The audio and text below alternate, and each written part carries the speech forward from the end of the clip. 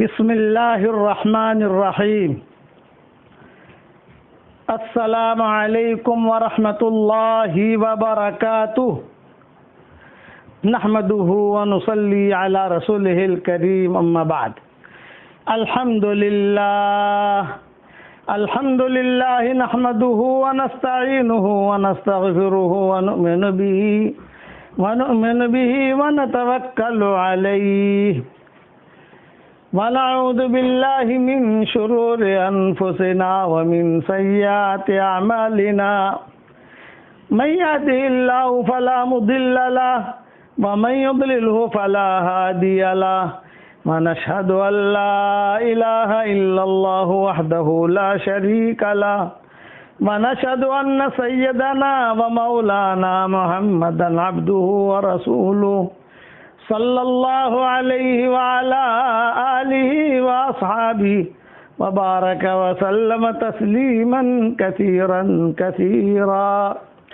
أما بعد فأعوذ بالله من الشيطان الرجيم. بسم الله الرحمن الرحيم.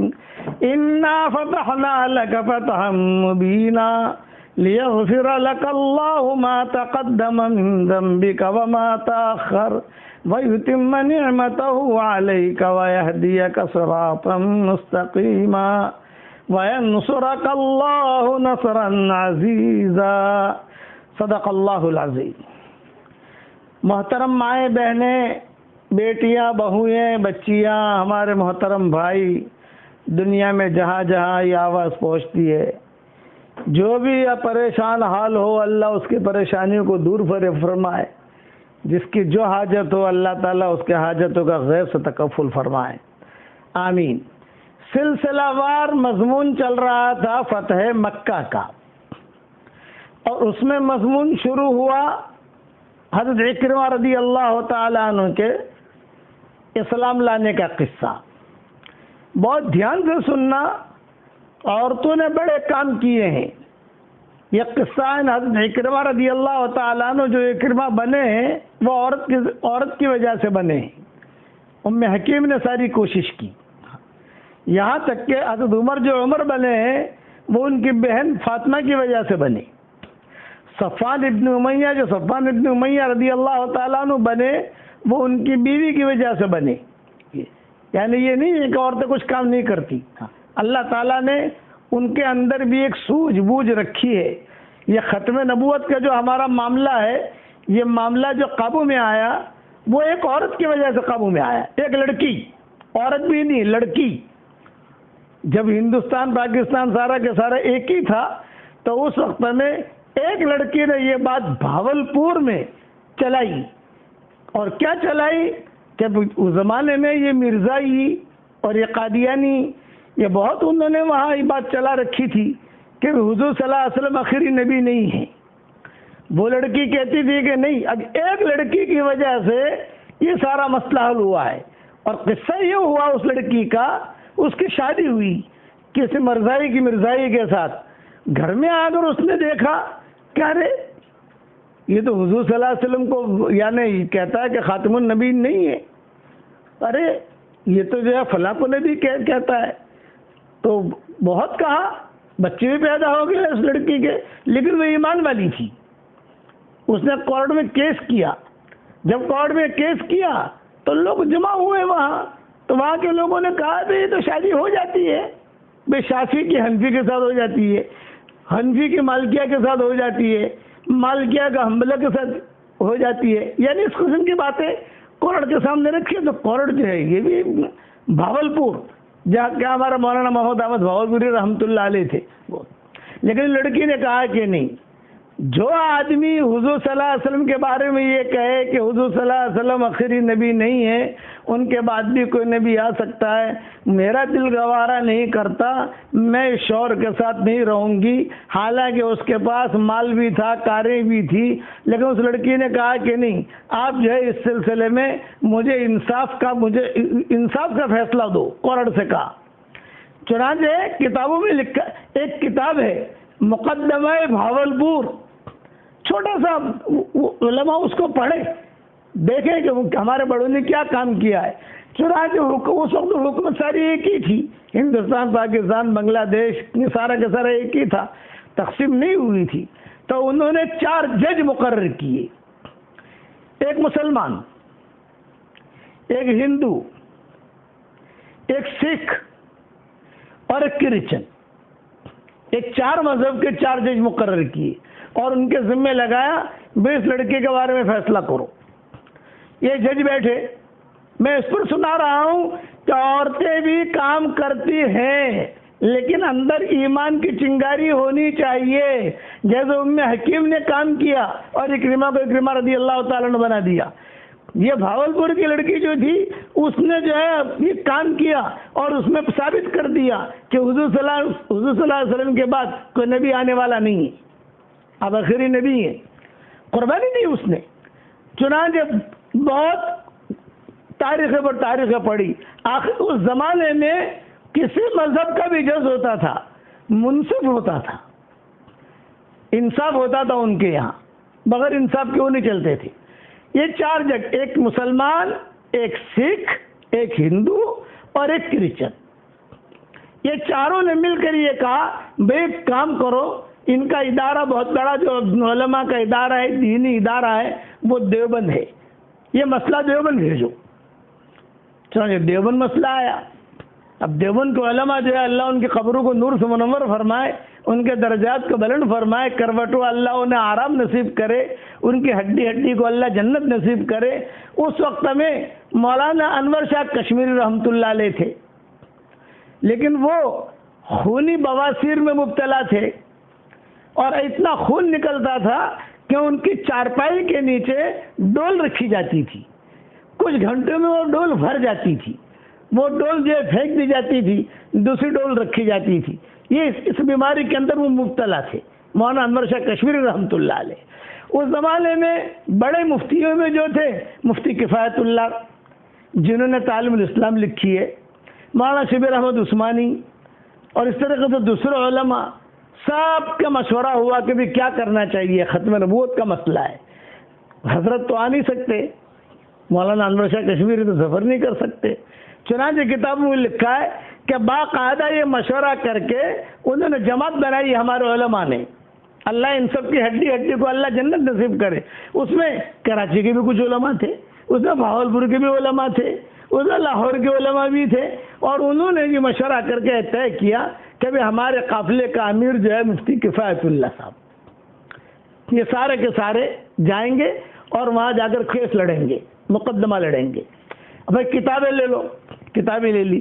چلتے چلتے انہوں نے یہ سوچا بھئی مولانا سے دعا لیتے جائیں، مولانا انور شاہ کشمیری سے دعا لیتے جائیں، ان کے سامنے بات رکھیں۔ دیوبند آئے، حضرت کی طبیعت خراب تھی، خونی بواسیر۔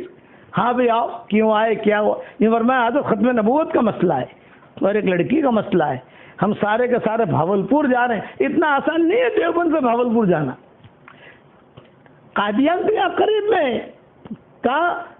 لدھیانہ کے قریب میں قادیان، امرتسر، قادیان، لدھیانہ۔ میں ہمارے بچوں سے کہتا ہوں گٹھامن پاگل سمجھانے کے لیے بھی، پالمپور سے گٹھامن اتنا قریب نہ ہو لیکن بالکل ملا ہوا ہے، کوئی زیادہ دور نہیں ہے قادیان۔ تو وہاں انہوں نے وہ بات رکھی تھی کہ نہیں قیامت تک نبی آئے گا، دوسرا نبی آئے گا، یہ باتیں چل رہی تھی۔ یہ حضرات آئے مولانا انور شاہ کشمیری رحمۃ اللہ علیہ کے پاس اور آ کر کہا کہ حضرت ہم جا رہے ہیں۔ تو حضرت مولانا انور شاہ کشمیری رحمۃ اللہ علیہ بیمار تھے، لیٹے لیٹے کہا بھئی دیکھو یہ جو ان کے وکیل ہے نا یہ بہت زبردست یعنی دماغ والے ہیں، وہ یہ سوال کریں گے تم کیا جواب دو گے؟ تو جو علماء کی مجلس جو علماء تھے انہوں نے کہا ہم یہ جواب دیں گے۔ ہاں ٹھیک ہے، پھر اگر وہ یہ سوال کریں گے تو کیا جواب دو گے؟ یہ جواب دیں گے۔ اگر وہ یہ سوال کریں گے، ایسا کر کے اپنے شاگردوں کو، اپنے ساتھیوں کو یعنی سیٹ کیا مولانا انور شاہ کشمیری رحمۃ اللہ علیہ نے۔ تو ہاں مجھے اطمینان ہو گیا کہ تم لوگ برابر جا کر لڑو گے وہاں جا کر۔ جب وہ لوگ روانہ ہونے لگے تو مولانا انور شاہ کشمیری رحمۃ اللہ علیہ رو پڑے، کہا بھی ٹھہرو، مجھے بھی لیتے جاؤ، میں بھی چلوں گا، ہو سکتا ہے کہ میرا یہی کام کی وجہ سے حضور صلی اللہ علیہ وسلم میری سفارش کریں گے۔ حشر کے میدان میں، حضرت آپ تو بیمار ہیں، تو جیسا بھی ہو سامان باندھو، میں بھی بھاولپور چلوں گا۔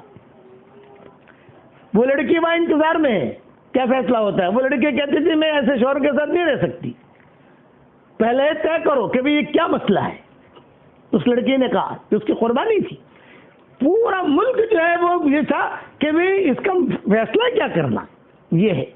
یہ سارے کے سارے ہمارے اکابرین گئے، مولانا انور شاہ کشمیر رحمۃ اللہ علیہ بھی گئے، اور جب نکلے گھر سے تو کتابوں میں لکھا ہے کہ وہ بیماری جو تھی ان کی وہ ختم ہو گئی،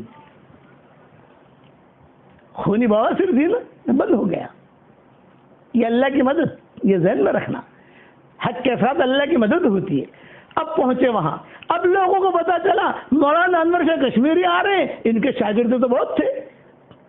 اب بڑے بڑے علماء، تاریخ طے ہوئی، بڑے بڑے علماء بھاولپور کی کورٹ کے اندر وہ تاریخ پر سارے کے سارے جمع ہوئے۔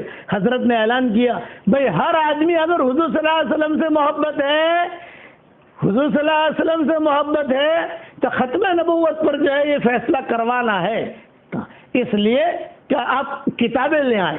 شاگرد بہت تھے ماشاءاللہ، سارے کے سارے علماء جو ہے اپنی اپنی کتابیں لے کر حضرت تشریف لے جا رہے تھے، حضرت سے ملاقات بھی ہو جائے گی۔ اور وہاں کو تاریخ پر پہنچے، انگریز جج تھا، اور ایک جج سکھ تھا، اور ایک جو ہے مسلمان تھا، اور ایک جو ہے ایک کرسچن تھا، بیٹھے سامنے۔ مولانا انور شاہ کشمیری رحمۃ اللہ علیہ کے شاگرد اتنے آئے کہ پوری کورٹ جو ہے ماشاءاللہ لوگوں سے بھر گئی۔ بہت شاگرد تھے حضرت کی، ملنے کے لیے آئے، کتابیں لے کر آئے، اس دور کے اعتبار سے جو قاری تھی وہ قاری میں کتابیں لے کر آئے۔ اور یہ جو مرزائی تھے، یہ انہوں نے اپنا وکیل بلایا تھا مصر سے، اور مصر سے کتابیں منگوائی تھی مناظرے کے لیے اور کورٹ کے اندر بولنے کے لیے۔ مصر سے کیوں بلایا؟ اس لیے کہ وہ مصری بہت اچھی عربی بولتے ہیں، پیسے بھی دیے اس کو، اور بلا کر کہا کہ تو جو ہے بولنا۔ اچھا، تو ان کے ذہن میں یہ کہ یہ مولوی لوگ عربی کیا بولیں گے، مولانا شبیر احمد عثمانی کیا عربی بولیں گے، یہ مولانا انور شاہ کیا عربی بولیں گے، یا کیا بولیں گے؟ لیکن یہ تو ماشاءاللہ یعنی صرف علم نہیں تھا، علم کے ساتھ ان کی زندگی میں تقویٰ بھی تھا۔ بیٹھے مولانا انور شاہ کشمیری آخر میں بیٹھے، اپنے شاگردوں سے کہا بھی میں بیمار آدمی ہوں، مجھے آخر میں رکھو، میں بیمار آدمی دعا کرے گا، دعا اللہ قبول کرے گا، میں اتنا وہاں سے آیا ہوں یہاں صرف اس لیے کہ حضرت محمد صلی اللہ علیہ وسلم قیامت کے میدان میں میری سفارش کریں کہ ختم نبوت پر اس نے کام کیا ہے۔ اور وہ دیے مولانا انور شاہ کشمیری کہ میں یہی بیٹھا بیٹھا اپنا جو بات کروں گا۔ مفتی کفایت اللہ، مولانا شبیر احمد عثمانی، مولانا ادریس صاحب کاندھلوی، یہ جو ہمارے بڑے بڑے تھے، یہ سارے کے سارے آگے۔ اب بات شروع ہوئی، جج نے پوچھا بھی تمہاری کیا دلیل ہے کہ ختم نبوت ختم ہو گئی، اس کی دلیل کیا ہے؟ انہوں نے کہا انا خاتم النبیین لا نبی بعدی، یہ بات کہی حدیث ہے۔ تو وہ جو مصری وکیل تھا نا، اس نے کہا ھذا حدیث ضعیف،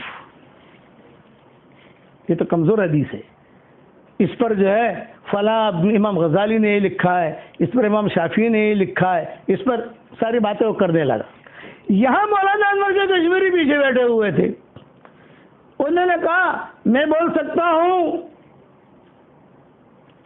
جس نے کہا بولو بڑے میاں، نہیں جانتے تھے کہ یہ بڑے میاں ہی سب سے بڑے ہیں، بولو۔ تو کہا کون سی کتاب ہے اس کے ہاتھ میں، وکیل کے ہاتھ میں؟ تو اس نے یوں اوپر کر کے کتاب دکھائی، یہ کتاب ہے۔ تو کہا جج صاحب یہ کتاب آپ اپنے پاس لے لو۔ جج نے کہا کتاب دو، چاروں ججوں نے کتاب ہمیں دو، کتاب لے لی۔ اب امام مولانا انور شاہ کشمیری نے کہا فلاں صفحہ کھولو، آپ دیکھو علم کے فلاں صفحہ کھولو، کھولا، بعد میں لکھا 375 کا صفحہ یا 376 کا صفحہ کھولو، آپ کھولا، یہ کہا فلاں سطر، دوسری سے تیسری سطر میں دیکھو کیا لکھا ہے۔ یہ وکیل کھڑا ہے مرزائیوں کا، یہ کہہ رہے ہیں کہ یہ حدیث ضعیف ہے، اور امام غزالی کا حوالہ دے رہے ہیں۔ امام غزالی نے کیا لکھا ہے؟ پڑھا گیا تو امام غزالی نے یہ لکھا تھا یہ حدیث ضعیف نہیں ہے بلکہ اس کو کہنے والا ضعیف ہے. یہ لکھا تھا امام غزالی نے. یہ حدیث ضعیف نہیں ہے، تواتر کے ساتھ ہے اور کہنے والا ضعیف ہے. وہ جج نے جب یہ دیکھا تو جج نے کہا کہ ہو کورٹ یعنی عدالت میں تم جھوٹ بولتے ہو. اس کو ضعیف کہنے والا ضعیف ہے. یہ حدیث ضعیف نہیں ہے، اس حدیث کو ضعیف کہنے والا ضعیف ہے. جو کہہ رہا ہے کہ حدیث ضعیف ہے، امام غزالی نے لکھا ہے کہ اس کو کوئی اگر ضعیف کہے وہ خود ضعیف ہے. چنانچہ وہ جج جو تھا وہ دنگ رہ گیا. وہ لڑکی بیٹھی ہوئی تھی وہاں، ایک طرف اس کو جو شوہر تھا وہی بیٹھا ہوا تھا. جج نے کہا تم نے کیوں کہا یہ حدیث ضعیف ہے؟ کہ امام غزالی نے لکھا. امام غزالی نے نہیں لکھا، امام غزالی نے صاحب لکھا یہ حدیث ضعیف نہیں ہے، اس حدیث کو ضعیف کہنے والا ضعیف ہے. عدالت کی تم نے توہین کی، اس لیے تمہاری ایک ڈگری کم ہو گئی. تم جھوٹ ہو، جھوٹی بات کر رہے ہو. امام شافعی نے یہ کہا ہے تو امام مولانا انور شاہ کشمیری نے کہا فلاں صفحہ کھولو، فلاں سطر کھولو. دیکھیے امام شافعی نے کیا لکھا ہے. تو امام شافعی نے یہ لکھا ہے تواتر کے ساتھ یہ حدیث قوی ہے، ضعیف نہیں ہے. قیامت تک آنے والے جتنے علماء ہیں اگر کوئی بھی اس کو ضعیف سمجھے وہ اللہ کے یہاں پکڑے جائیں گے. جج نے کہا ہو بڑے بھی آگے آ جاؤ. تو چاروں ججوں نے وہاں انور شاہ کشمیر رحمۃ اللہ علیہ کو کہا تم آگے آ جاؤ.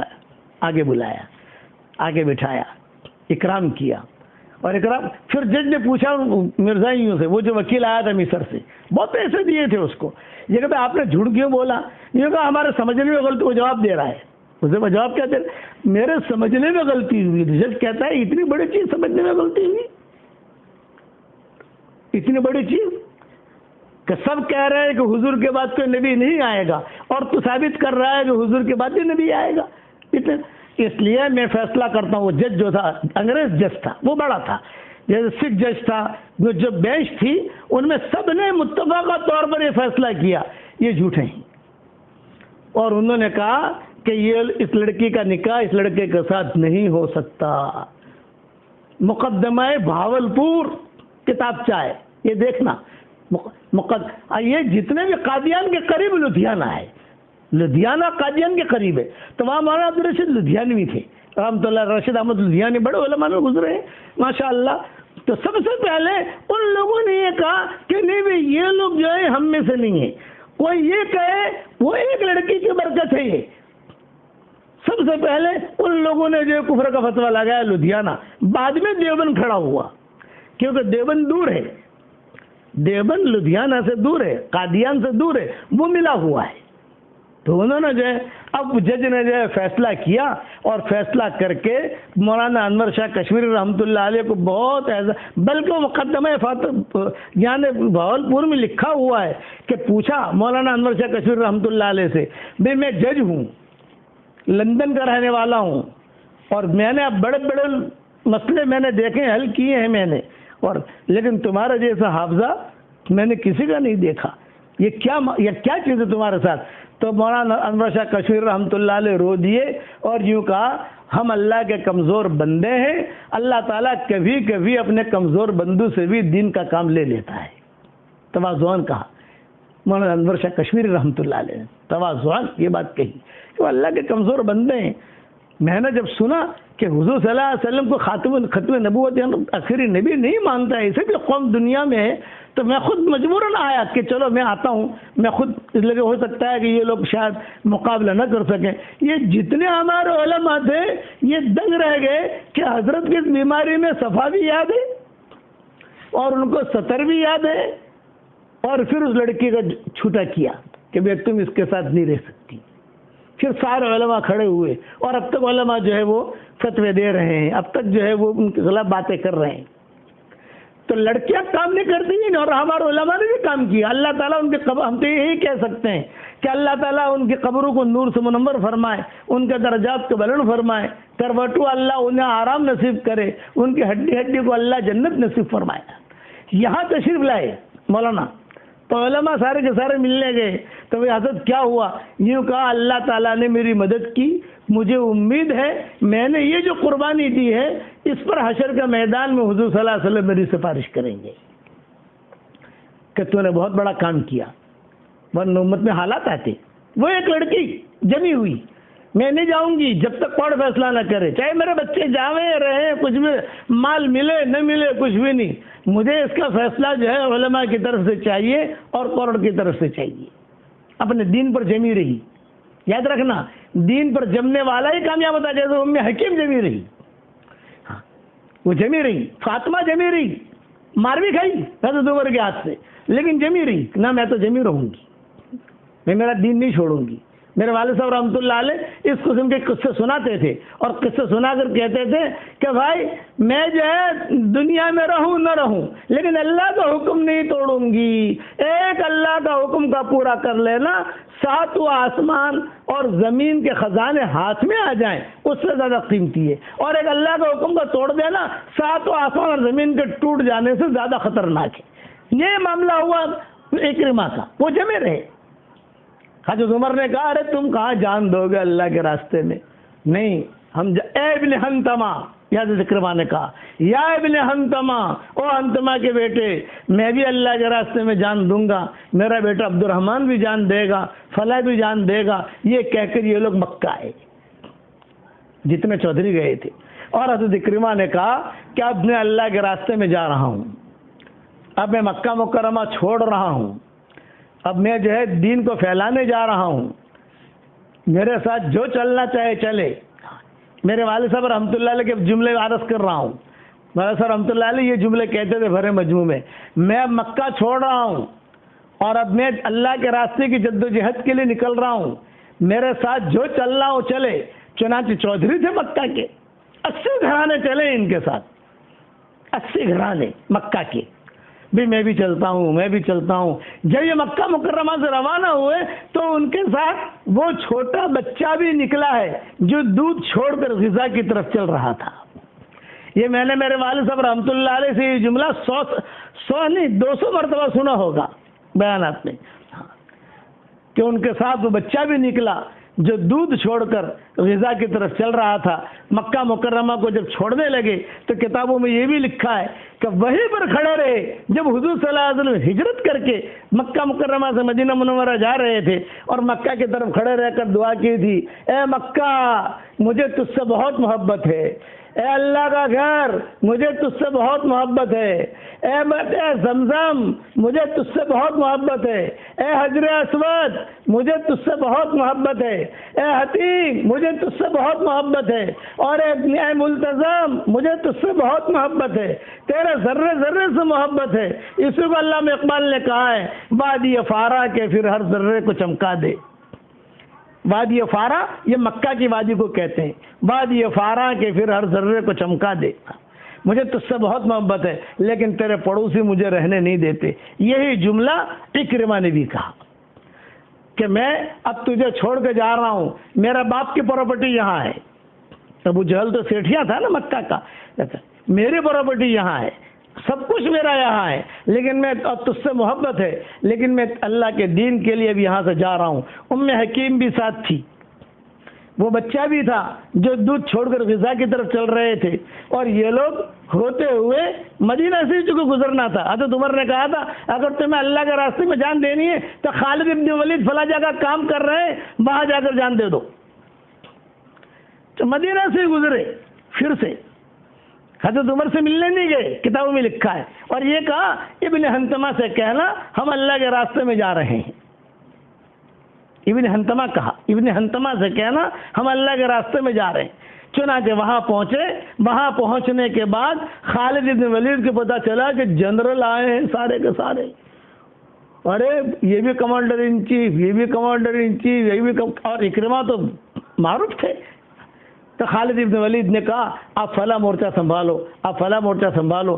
اکرمہ نے کہا کہ نہیں، آج میں کمانڈر ان چیف بن کر نہیں آیا، آج میں ادنا سے ادنا جنگجو بن کر آیا ہوں، ادنا سے ادنا سپاہی بن کر آیا ہوں، آپ تو مجھے کہہ دو کہ کہاں جانا ہے، وہاں جا کر میں اللہ کے راستے میں جان دے دوں۔ چنانچہ خالد بن ولید نے اشارہ کیا اس طرف جاؤ۔ چنانچہ وہ گئے اور ایک جملہ کہا اکرمہ نے، این عبد الرحمن ابن اکرمہ، ان کا بیٹا تھا عبد الرحمن، این عبد الرحمن ابن اکرمہ، کہاں ہے میرا بیٹا؟ وہ دونوں کو دونوں گئے، تھوڑی دیر میں خبر آئی کہ ان اکرمہ قد قتل و ابنہ عبد الرحمن قد قتل، کہ بھئی یہ بھی اللہ کے راستے میں شہید ہو گیا، بیٹا بھی شہید ہو گیا۔ خالد ابن ولید نے جب تھوڑا سا معاملہ ٹھنڈا ہوا، خالد ابن ولید نے دونوں کے سر منگوائے، تھوڑی تھوڑی جان تھی۔ یہ بھی روایت میں میرے ابا سے میں نے بارہ سنا، ایک کا سر اپنی پنڈلی پر رکھا اور ایک کا سر اپنی ران پہ رکھا اور تھوڑا تھوڑا پانی ڈال رہے تھے، اور ایک جملہ خالد ابن ولید کہہ رہے تھے، این ابن حنتمہ، ابن حنتمہ کہاں ہے؟ وہ کہتا تھا کہ ابو جہل کا خاندان جان نہیں دے گا، آج باپ بھی جان دے رہا ہے، بیٹا بھی جان دے رہا ہے، وہ بھی جان دے رہا ہے، وہ بھی جان دے رہا ہے۔ شہید ہو گئے وہاں، بیوی کی سبق قدمی پر اللہ تعالیٰ نے کام لیا۔ جب سارا معاملہ ختم ہو گیا، یہ قافلہ واپس لوٹا مدینہ منورہ، تو حضرت عمر نے سب سے پہلے سوال کیا، وہ ابو جہل کے خاندان کا کیا حال ہے؟ بھیجا تھا نا۔ تو حضرت خالد بن ولید نے کہا، قتل فی سبیل اللہ مقبلا غیر مدبر، یہ جملہ کہا، قتل فی سبیل اللہ مقبلا غیر مدبر، وابنہ عبد الرحمن قتل فی سبیل اللہ مقبلا غیر مدبر، یعنی انہیں جو نیزے لگے ہیں پیٹھ پر نہیں لگے ہیں، چھاتیوں پر لگے ہیں۔ مقبلا غیر مدبر، مقبلا غیر مدبر۔ تو پھر یہ حضرت عمر نے کہا، بھئی ممبر میں بیٹھ کر تھوڑی سی کارگزاری بیان کرو۔ چنانچہ خالد بن ولید نے کارگزاری بیان کی۔ جب کارگزاری بیان کر رہے تھے مسجد نبوی میں، پوری مسجد نبوی رو رہی تھی کہ دیکھو اللہ جب کام لینے پر آتا ہے، حضور کا خواب کیسا پورا ہوا کہ ابو جہل اور اس کے لیے کچھ شاخیں ہیں جو جنت میں۔ آخر میں حضرت عمر نے ایک جملہ کہا، بھئی وہ جو چھوٹا بچہ تھا جو دودھ چھوڑ کر غذا کی طرف چل رہا تھا، اس بچے کا کیا ہوا؟ ایک لڑکا ایک لڑکی رہ گئے بچوں میں، ایک لڑکا ایک لڑکی اپنے خاندان میں۔ تو کہا کہ وہ دونوں بچ گئے ہیں، دونوں کو ہم لے کر آئے ہیں مدینہ میں۔ تو کہا کہاں ہے وہ؟ چنانچہ بلوایا گیا دونوں کو، اور دونوں کو بلا کر حضرت عمر بہت روئے، یوں کہا اللہ جس سے کام لیتا، میں کہتا تھا ابو جہل کے بیٹا کچھ کام نہیں کرے گا، لیکن اللہ تعالی کا فضل اللہ یؤتی من یشاء، اللہ جسے چاہے فضل کبیر دے دے، اللہ جسے چاہے فضل عظیم دے دے، اللہ جسے چاہے فضل کریم دے دے، اللہ جسے چاہے فوز کبیر دے دے، اللہ جسے چاہے فوز عظیم دے دے، اللہ جسے چاہے ذالک فضل اللہ یؤتیہ من یشاء۔ یہ سارے الگ الگ جملے قرآن میں ملتے ہیں، فضل عظیم، فضل کریم، اجر کبیر۔ یہ انشاءاللہ ریاض التفسیر میں اس کی تشریح لکھوں گا کہ اجر کریم کا کیا مطلب ہے اور اجر کبیر کا کیا مطلب ہے، فضل عظیم کا کیا مطلب ہے اور فضل کریم کا کیا مطلب ہے، فضل کبیر کا کیا مطلب ہے۔ یہ کہا ذالک فضل اللہ یؤتیہ من یشاء واللہ ذو الفضل العظیم۔ دو بچے منگوائے گئے، لڑکا اور لڑکی، دونوں چھوٹے تھے۔ حضرت عمر نے دونوں کے ہاتھوں پر جو ہے دونوں کے سروں پر ہاتھ پھیرے، اور حضرت عمر بہت روئے اور یہ کہا اٹھا کر یوں سب کو دکھایا، یہ دونوں کے دونوں اسلام کے بچے ہیں، یعنی ان کا خرچہ بیت المال میں سے پورا کیا جائے گا، اور میں ان دونوں کی منگنی ابھی سے کر دیتا ہوں، میں زندہ رہا یہ بڑے ہوئے دونوں کا نکاح میں کراؤں گا، اور اگر جو ہے اور ان کا خرچہ بھی میں کروں گا، ان کے گھر کا سب کا میں انتظام کروں گا، اور اگر میں مر گیا تو میرے بعد کے آنے والے جو خلفاء ہیں میں ان کو وصیت کرتا ہوں کہ جب جو میں نے حکم کیا ہے اس حکم کے اعتبار سے ان بچوں کا خیال رکھنا، اور روتے رہے۔ یہ حضرت عمر، یہ میرے والد صاحب سناتے تھے، اور یہی بات مولانا یوسف صاحب رحمۃ اللہ علیہ بھی بیان کرتے تھے، ان کے بیان میں یہی چیز ملتی ہے جو میں عرض کر رہا ہوں۔ چنانچہ مقدر کا کیا کہنا کہ دور فاروقی میں ہی اس لڑکے کا بھی انتقال ہو گیا اور اس لڑکی کا بھی انتقال ہو گیا، پورا خاندان اللہ کے راستے میں جان دے دی۔ یہ ہے کہ ابھی شاخ جنت میں ہے، ٹہنیاں، کہنے کے اکرمہ یہ بھی ٹہنی، اس کا بیٹا عبد الرحمن یہ بھی ٹہنی، یہ بچے کے یہ بھی ٹہنی، دوسرے یہ بھی ٹہنی۔ پھر ام حکیم کا کیا ہوا؟ یہ تو جوان تھی، بیوی ہے اس کی، ابو جہل کی بہو۔ وہ قصہ انشاءاللہ میں کل پورا کروں گا۔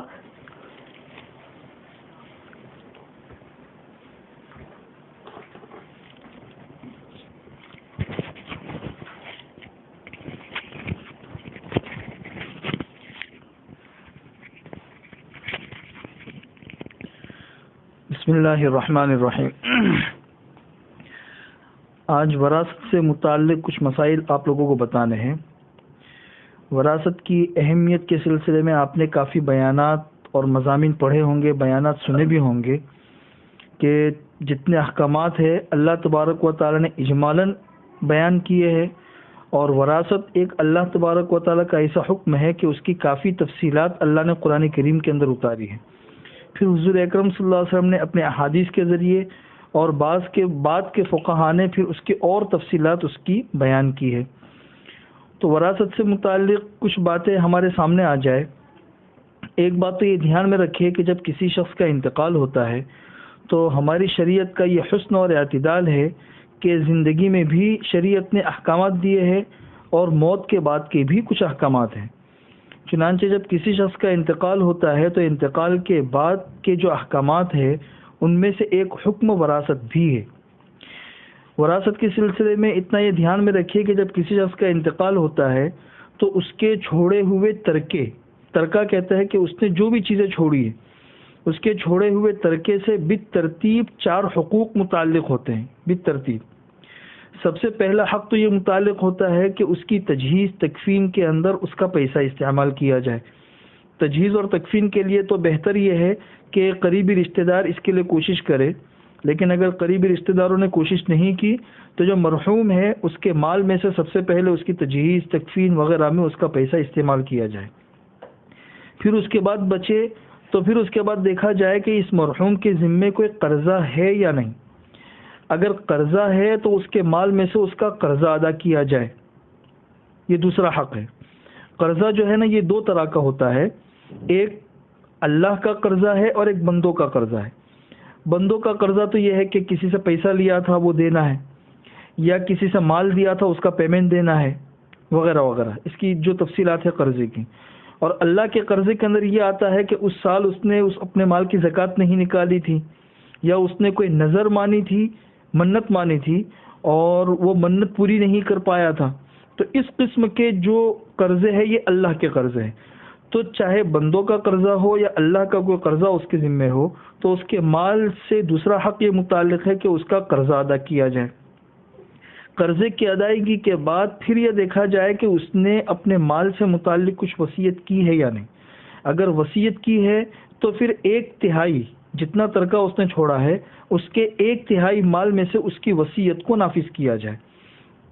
جیسے اس نے وصیت سے متعلق بتا دوں کہ ایک حدیث ہے جس میں حضور اکرم صلی اللہ علیہ وسلم ارشاد فرماتے ہیں کہ کسی انسان کے اوپر 2 یا 3 راتیں بھی ایسی نہ گزرے کہ اس کی وصیت اس کے پاس لکھی ہوئی نہ ہو۔ تو اس وصیت کے لکھنے کا کیا مطلب ہے؟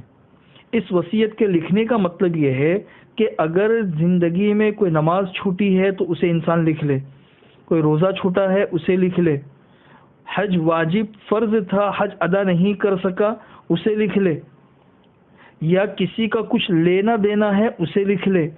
یعنی انسان کے ذمے جتنے واجبی حقوق ہیں، چاہے اللہ سے متعلق، چاہے اللہ کے حقوق سے متعلق ہو یا بندوں کے حقوق سے متعلق ہو، وہ اس کے پاس لکھے ہوئے رہنے چاہیے تاکہ اس کے انتقال کے بعد اس کے مال میں سے اس کے حقوق کی ادائیگی اور اس کے قرضوں کی ادائیگی کی جا سکے۔ یہ ہے اصل وصیت کے لکھنے کا مطلب۔ لوگ جو ہے نا وصیت کا یہ مطلب نہیں سمجھتے اور دوسری چیزوں کی وصیت کرتے رہتے ہیں۔ بہت سی وصیت تو غیر شرعی ہوتی ہے۔ خیر وصیت کا باب کافی لمبا ہے، یہاں وصیت کا لفظ آ گیا اس لیے اس کی تھوڑی سی میں نے وضاحت کر دی۔ بہت سے لوگ وصیت کرتے ہیں کہ بھئی میری نماز جنازہ فلاں پڑھائے، یا اس قسم کی جو چیزیں ہیں یہ جائز وصیتوں میں ہے، واجب اور ضروری وصیتوں میں نہیں ہے۔ یہ تیسرا حق ہے وصیت کا۔ وصیت اگر نہیں کی ہے یا وصیت کی تھی تو اس کے وصیت کے نفاذ کے بعد اب جو بچا ہے تو اب یہاں پہ وراثت تقسیم ہوگی۔ تو وراثت کا جو حق ہے یہ 4تھے نمبر پر آتا ہے۔ لوگ جو ہے عام طور پر ایسا کرتے ہیں کہ مرحوم کے ذمے قرضہ، اس کا کوئی فکر نہیں، اس نے کوئی وصیت کی ہے اس کی کوئی فکر نہیں، ان چیزوں کی فکر کے بغیر ڈائریکٹ ہی مال تقسیم کر دیتے ہیں۔ یہ بہت بڑا ظلم ہے۔ اب وراثت کی جو تفصیلات ہے وہ تو وارثین کی الگ الگ تعداد ہوتی ہے، الگ الگ کیفیات ہوتی ہے، اس کے حساب سے اس کے مسائل بہت پیچیدہ بھی ہے اور بہت لمبے بھی ہیں، اس لیے اس تفصیل کے اندر نہیں جانا ہے۔ وراثت سے متعلق دوسری یہ بات دھیان میں رکھیے کہ آج کل ہمارے معاشرے کے اندر ایک یہ چیز بھی پھیلی ہوئی ہے کہ لڑکوں کو وصیت ملے گی، لڑکیوں کو وصیت نہیں ملے گی. یہ جو تصور آیا ہے وہ اس بنیاد پر آیا ہے کہ بھئی لڑکیوں کی شادی میں ہم کو جو دینا تھا جہیز وہ ہم نے دے دیا، اب جو جہیز دے دیا تو اب وصیت کر دینے کی ہم کو ضرورت نہیں ہے، بہت سے میراث دینے کی ضرورت نہیں ہے، کیونکہ جہیز کے اندر ہم نے ان کو مال دے دیا ہے یا جو دینا تھا وہ ہم نے دے دیا، اب ان کو میراث دینے کی ضرورت نہیں ہے. بہت سے مسائل ایسے آتے ہیں، لوگ پوچھتے ہیں کہ بھئی ہم نے تو لڑکیوں کو کچھ نہیں دیا ہے یا بہنوں کو کچھ نہیں دیا ہے، بھئی کیوں نہیں دیا؟ ان کی شادی کروا دی، ان کی شادی میں زیور دے دیا، یہ چیزیں دے دی ہم نے.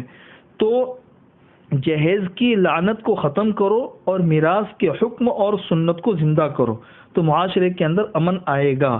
میراث ضروری ہے، جہیز ضروری نہیں ہے، اس لیے جہیز کو ختم کرو اور میراث کو زندہ کرو. میراث سے متعلق تیسرا حکم یہ بھی دھیان میں رکھیے کہ میراث کی تقسیم کے سلسلے میں ایک تیسری چیز یہ بھی آتی ہے کہ کسی انسان نے دنیا کے اندر کسی کمپنی کے اندر ملازمت کی یا حکومت کی حکومت کے کسی عہدے پر اس نے کام کیا، تو جب یہ انسان ریٹائرمنٹ ہوتا ہے تو ریٹائرمنٹ ہونے کے بعد اس کو پینشن ملتی ہے اور گریجویٹی ملتی ہے. گریجویٹی اور پینشن کا مطلب یہ ہے کہ انسان نے 40 سال تک 50 سال تک محنت کی ہے، مزدوری کی ہے، تو خوش ہو کر کمپنی ہے یا حکومت ہے یہ اس کو کچھ دیتی ہے.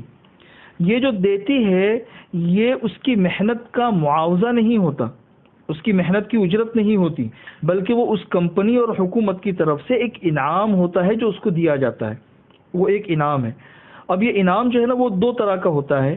ایک تو یہ ہے کہ جب انسان ریٹائرمنٹ ہوتا ہے تو اسی وقت میں کچھ رقم اس کو دے دی جاتی ہے، اس کو تو گریجویٹی کہتے ہیں، اور ایک رقم وہ ہوتی ہے جو مہینہ مہینہ اس کو ملتی رہتی ہے.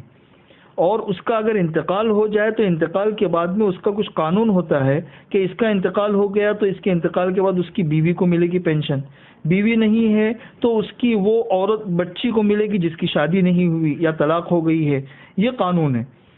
تو یہ دھیان میں رکھے کہ گریجویٹی تو اسی وقت انسان کو مل جاتی ہے تو انسان اس کا مالک ہو گیا، لہذا اس کے انتقال کے وقت میں گریجویٹی کی جو رقم ہوگی تو وہ تو وراثت میں تقسیم ہوگی.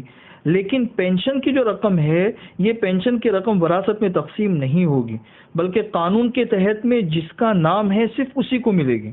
جیسے انسان کا انتقال ہوا، اس کے انتقال کے بعد قانون ہے کہ اس کی بیوی کو ملے گی، تو اس پینشن کے حقدار صرف بیوی ہے، اس پینشن کے پیسوں کے اندر وراثت تقسیم نہیں ہوگی. اس لیے کہ یہ معاوضہ نہیں ہے بلکہ یہ اس کمپنی کی طرف سے یا حکومت کی طرف سے ایک انعام ہے جو زندگی بھر اس کو ملے گا اور اس کے بعد پھر اس کی بیوی وغیرہ جس کو بھی نہیں ملے گا. وراثت سے متعلق چوتھا مسئلہ یہ ہے کہ زندگی میں انسان اپنی کوئی بھی چیز کسی بھی وارث کے نام پہ کرتا ہے، جیسے بیٹے کے نام پہ کیا یا بہو کے نام پہ کیا یا بیوی کے نام پہ کیا، تو نام پہ کرنے کا بہت سے لوگ مطلب یہ سمجھتے ہیں کہ ہم مالک بن گئے، حالانکہ نام پر انسان کرتا ہے کسی قانونی مجبوری کی وجہ سے. قانونی مجبوری کی وجہ سے اگر نام پہ کیا ہے اور باقاعدہ مالک بنانے کا جو تصور ہے وہ نہیں ہے تو پھر اس چیز کی بھی وراثت تقسیم ہوگی. صرف نام پہ کرنے سے وہ چیز جس کے نام پہ کی ہے اس کی ملکیت نہیں ہو جاتی ہے. وراثت سے متعلق ایک مسئلہ یہ بھی ہوتا ہے کہ بہت سے لوگ جو ہے وہ شادی کے وقت میں بیوی کا جو مہر ہوتا ہے وہ ادا نہیں کرتے ہیں اور وہ ان کے ذمے باقی رہ جاتا ہے، پوری زندگی ادا نہیں کرتے. بہت تعجب ہوتا ہے اور مجمع میں لوگوں کو دکھانے کے لیے اتنی بڑی رقم مہر کے مقرر کی جاتی ہے. بہت سی مرتبہ یہ ہوتا ہے کہ وہ انسان کی حیثیت نہیں ہے اتنی بڑی رقم، تو وہ لوگوں کو دکھانے کے لیے بعد میں اس کا 1 روپیہ بھی ادا نہیں کیا جاتا ہے. اب اگر اسی حال میں مہر کی رقم ادا نہیں کی گئی تھی، یا تو بیوی کا انتقال ہو گیا یا شوہر کا انتقال ہو گیا، تو اگر شوہر کا انتقال ہو گیا ہے تو پھر یہ مہر کی رقم شوہر کے ذمے قرض تھی، اس لیے قرض اس کے مال میں سے سب سے پہلے یہ قرض ادا کیا جائے گا اور اس کی بیوی کو مہر دیا جائے گا، پھر اس کے بعد جو بچے گا وہ شوہر کے مال تقسیم ہوگا. اور اگر بیوی کا انتقال ہو گیا تو چونکہ بیوی کا قرضہ شوہر کے ذمہ ہے تو یہ قرضہ شوہر سے لیا جائے گا اور پھر دیکھا جائے گا بیوی کے ذمہ اگر کوئی قرض ہے تو پہلے وہ قرض ادا کیا جائے، اور اگر قرض نہیں ہے تو پھر بیوی کے جو ورثہ ہے شرعی ان ورثہ کے درمیان تقسیم کر دیا جائے۔ بس یہ کچھ مسائل تھے میراث سے متعلق، اللہ ہمیں عمل کرنے کی توفیق نصیب فرمائے۔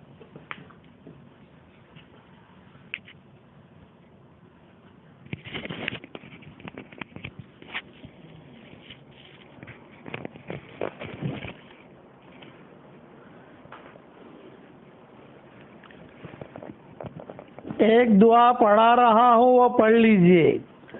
آج میں نے واٹس ایپ پر ویڈیو بھی بھیجا ہے، وہ دعا بھی بھیجی ہے، لیکن اس کا قصہ پورا میں بیان نہیں کر سکتا واٹس ایپ کے اوپر، اس لیے میں ابھی اس کا قصہ بیان کرتا ہوں۔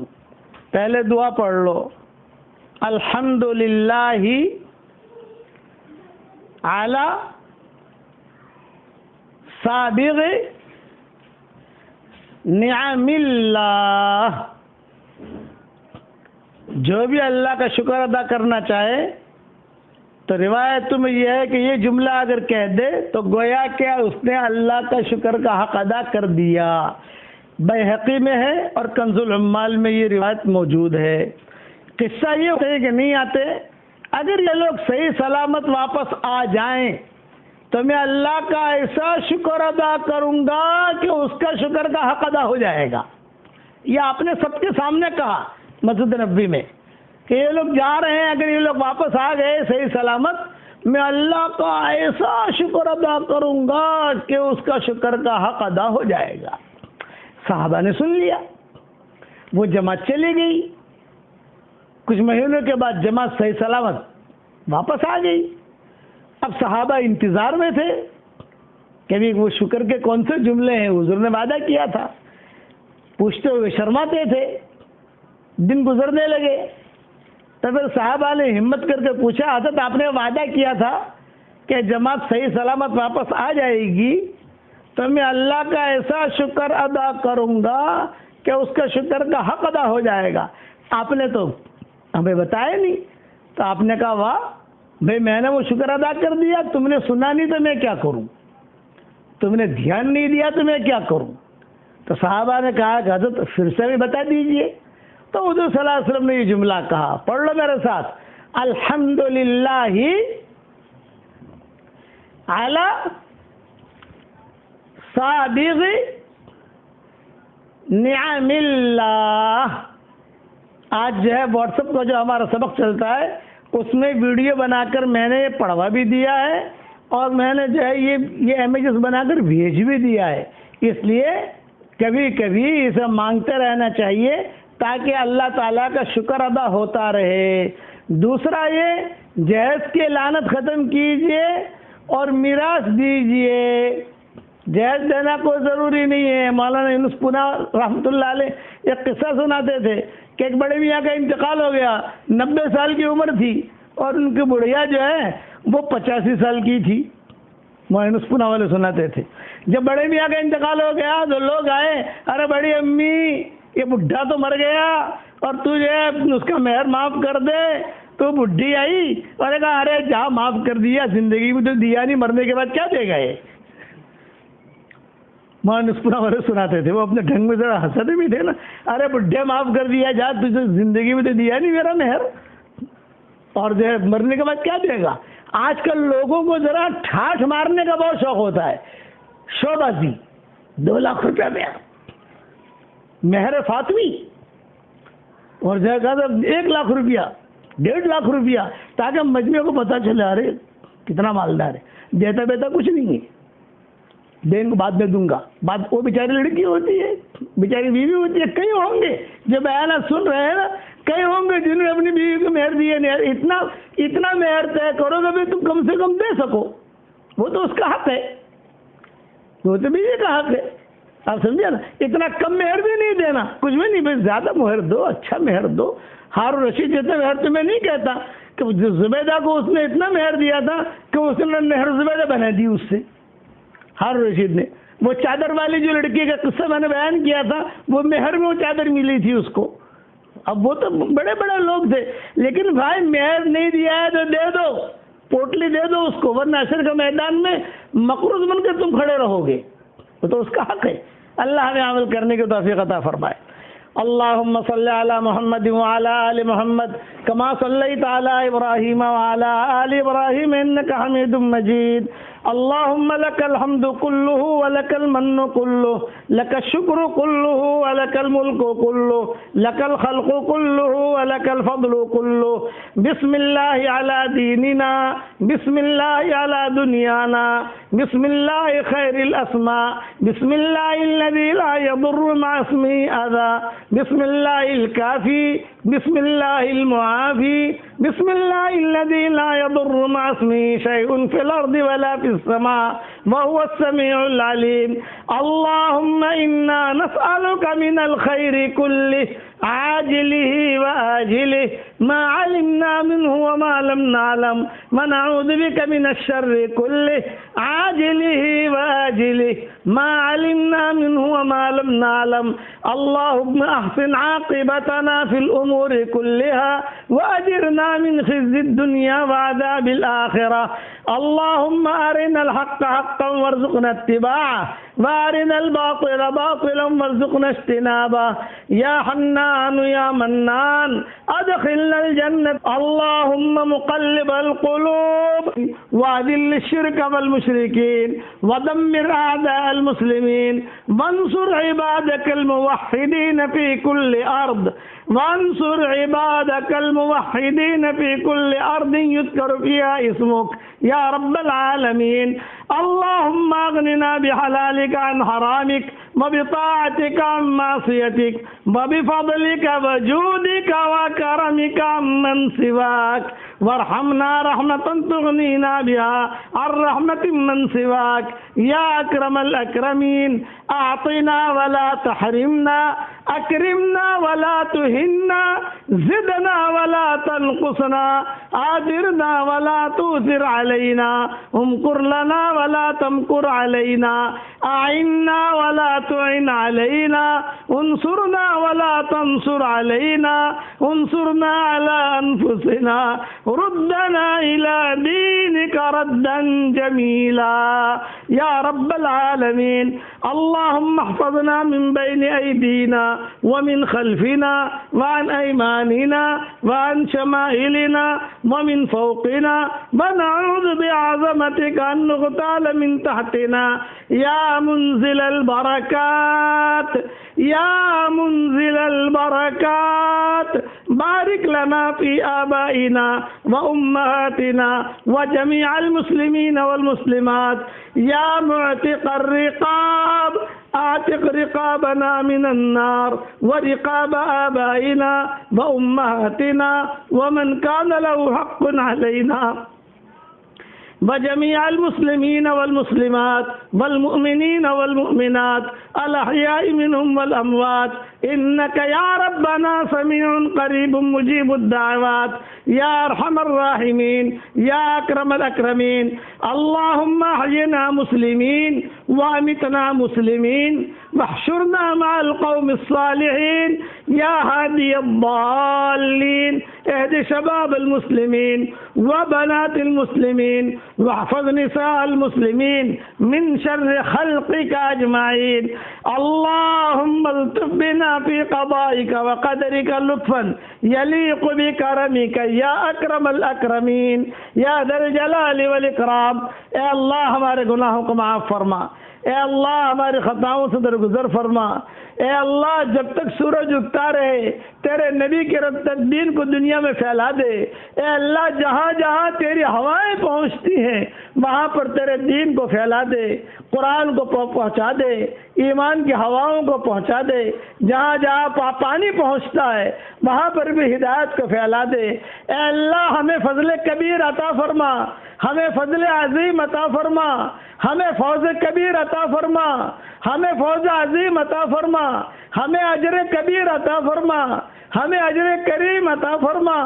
اے اللہ یہ تیرا فضل کی آیت ہے جو تو نے قرآن میں کہی ہے، کہیں تو نے فضل کبیر کہا ہے، کہیں فضل عظیم کہا ہے، کہیں اجر کریم کہا ہے، کا اجر کبیر کہا ہے۔ اے اللہ یہ جتنی بھی اجور کی آیتیں تو نے بیان کی ہیں وہ سارے کے سارے اجور تو ہمیں عطا فرما، قرآن کا نور ہمیں عطا فرما، قرآن تیرا دسترخوان ہے، اس سے فائدہ اٹھانے کی تو ہم سب کو توفیق عطا فرما۔ اے اللہ یہ رمضان کا چمن ہے، یہ رمضان کا باغ ہے، اور یہ بہترین چمن ہمارے پاس آیا ہے، گلشن آیا ہے ہمارے پاس۔ اے اللہ اس چمن سے فائدہ اٹھانے کی ہمیں توفیق عطا فرما۔ اے اللہ ہمارے بچوں کو بھی قرآن سے فائدہ اٹھانے کی توفیق عطا فرما۔ اے اللہ جس کے دل میں جو جائز مرادیں ہوں آپ جانتے ہیں، آپ کے بندے بندیاں جانتی ہیں، عافیت سے ان سب کی جائز مرادوں کو پوری فرما کر اس میں خیر کی شکلیں اور صورتیں پیدا فرما۔ اے پہاڑوں کے وزنوں کو جاننے والے، اے سمندروں کے پیمانے کو جاننے والے، اے ہواؤں کے رخوں کو مقرر کرنے والے، اے کبے کے بچے کو اس کے گھونسلے میں روزی پہنچانے والے، جب بھی دنیا سے جانے کا وقت آئے کمال ایمان پر ہمارا خاتمہ فرما۔